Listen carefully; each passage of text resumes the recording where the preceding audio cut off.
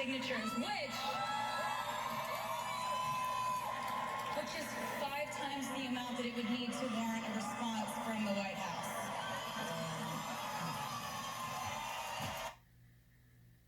She says the Equality Act basically just says we all deserve equal rights under the law. Except that's not what the Equality Act says. Not at all. Let me tell you the truth about this piece of legislation. The Equality Act is not about equality. For example, how is it equality to force women to allow biological men into our locker rooms and restrooms? Because that's what would happen if this bill becomes law. The Equality Act would amend the Civil Rights Act of 1964 to include sexual orientation and gender identity as federally protected classes. That might sound fine at first glance, but guess what would happen next if this bill were to become law?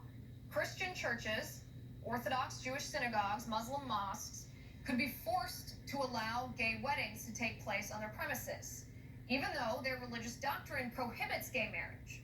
Because the language in the Equality Act that prohibits public accommodations and any establishment from discriminating against anyone based on sexual orientation or gender identity is vague enough to apply to churches.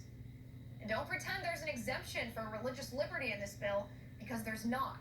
You can read the bill for yourself. There's no exemption for religious people, religious belief, religious practice, or religious organizations.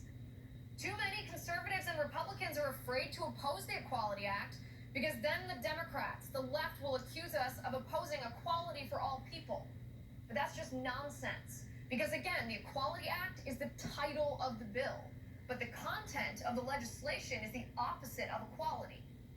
Women could be forced to share locker rooms and bathrooms with biological men because the bill reads, and I quote from the bill, "An individual shall not be denied access to a shared facility, including a restroom, a locker room, and a dressing room that is in accordance with the individual's gender identity," end quote.